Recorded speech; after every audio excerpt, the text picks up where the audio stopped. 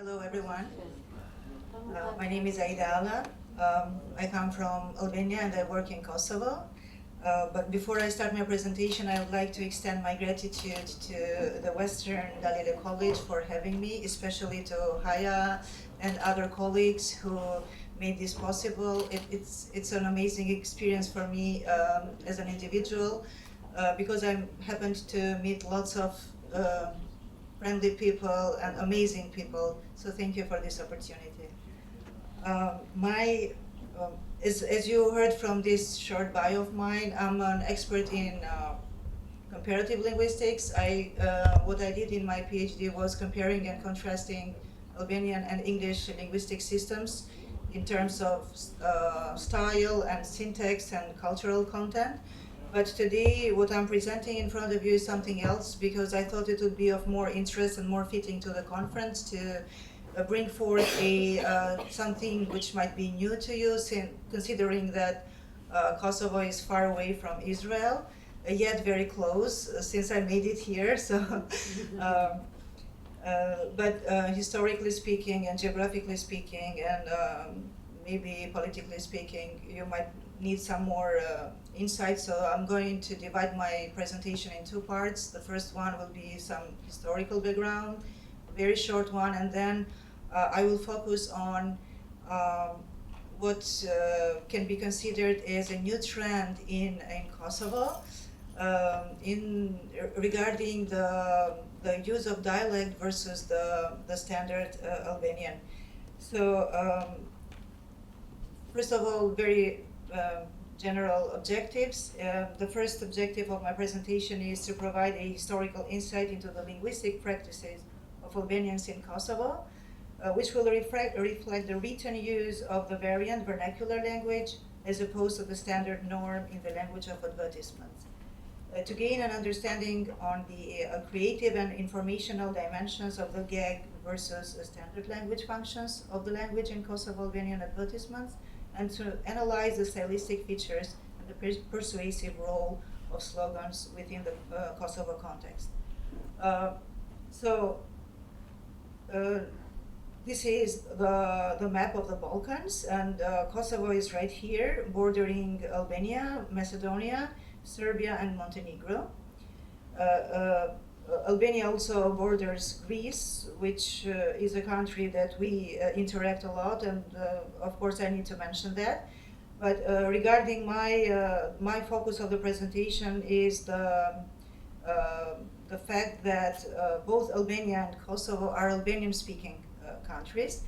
But before that, before the national borders were created, the entire, so I have to go back forth again, the entire area, Albania and Kosovo, were considered as Albanian vilayets. It's a Turkish term because back then, before 1912, the Balkans was occupied by the Ottoman Empire, as lots of other areas in the Middle East as well.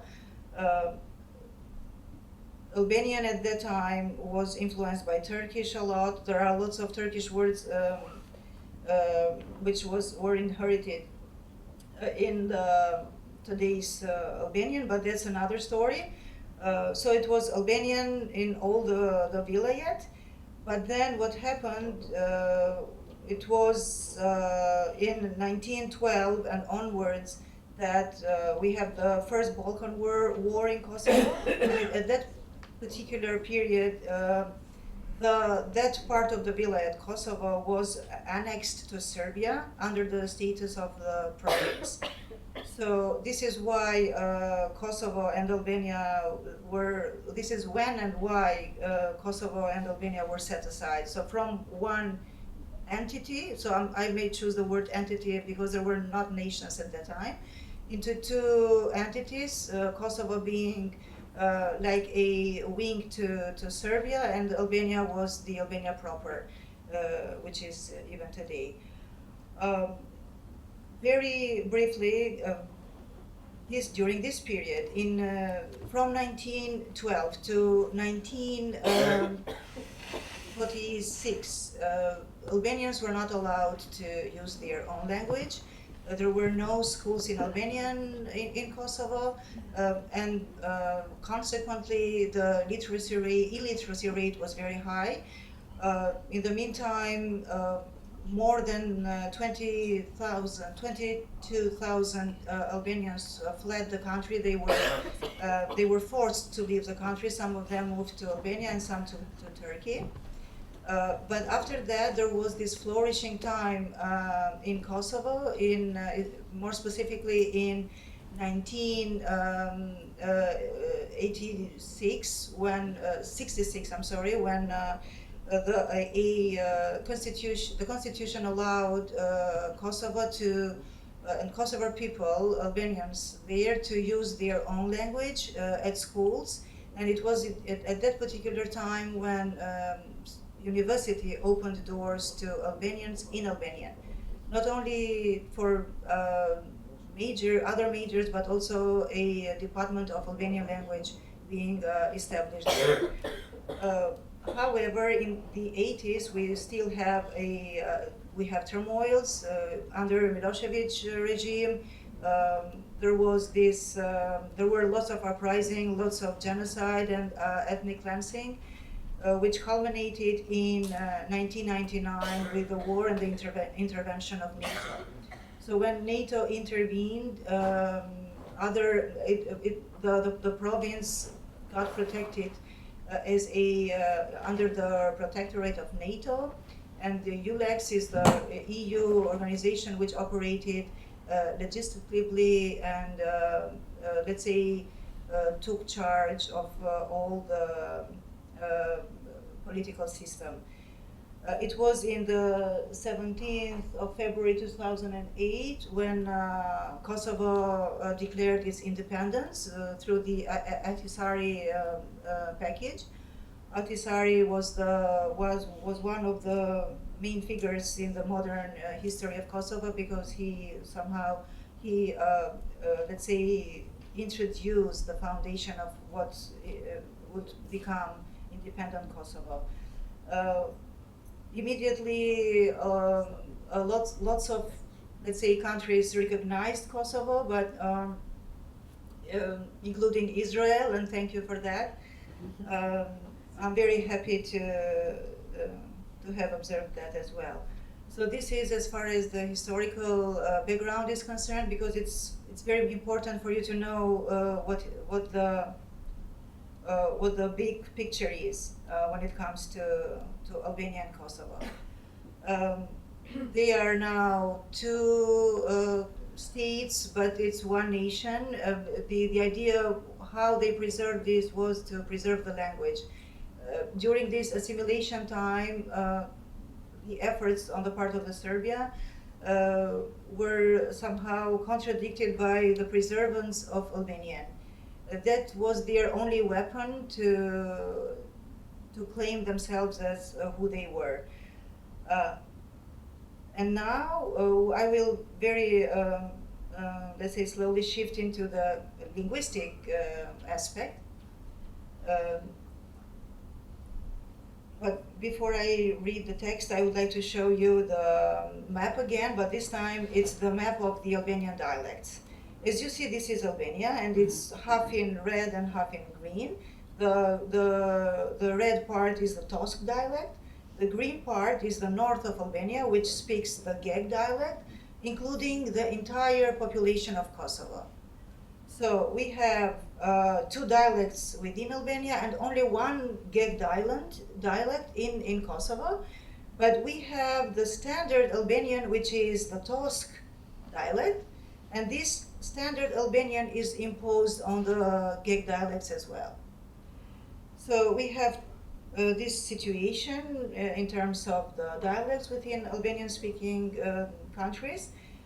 And the standard Albanian language was recognized in Kosovo and in Albania in 1972. So prior to that, Geg or Tosk were two dialects that were used even in both spheres, written and spoken discourse. Once the standardized language was codified, then we have the situation that the standard will be used in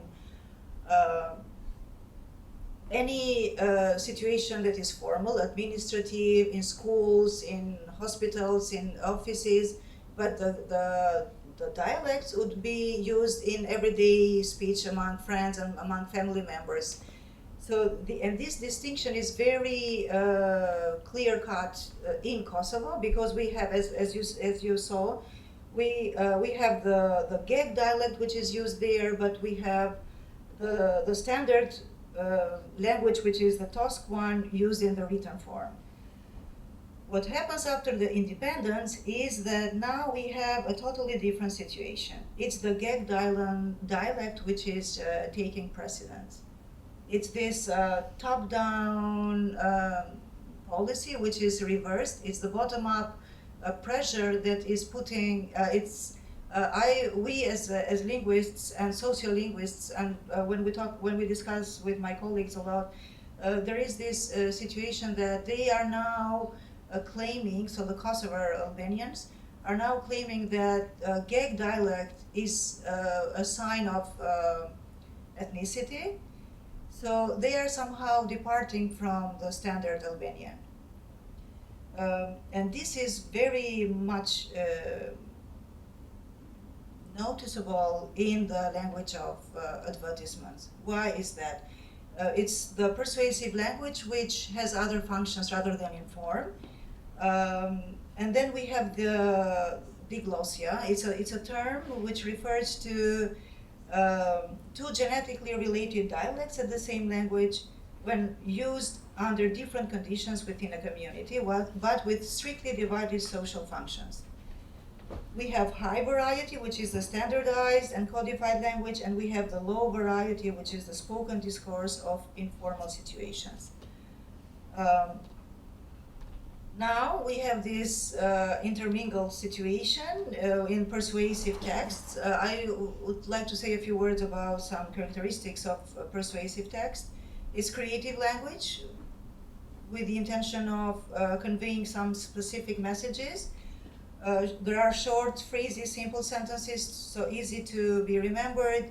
We have code switching in Kosovo, which is specific for this region, this country. It's code switching. It's when they use both standard and dialect at the same slogan, but with different purposes. Concrete words, rich in stylistic devices. It's alliteration, rhyme, word plays, dichotomy, repetition, paradox, allusion, humor, parody, and multimodality. When two or more modes of communications are used together to complement each other. Intertextuality, it's another linguistic device. It has to do with some previously settled information that has been taken and put into a new context to adjust it. And then we have connotative versus denotative meaning as well. Copywriters, so slogan writers in Kosovo are very creative, and this is made possible because of the Geg dialect. It's the dialects which enrich the standard Albanian. This is not the case in Albania. We cannot write in dialects in Albania. It's always standard. But this is something that in Kosovo is a plus, because they can play with both forms. And this is where they become creative. So code switching, it's, as I mentioned, it's intentional. The high variant serves for informational purposes, and the low variant or the dialect serves the persuasive purposes. The first one is done to address larger audiences. It just informs who they are.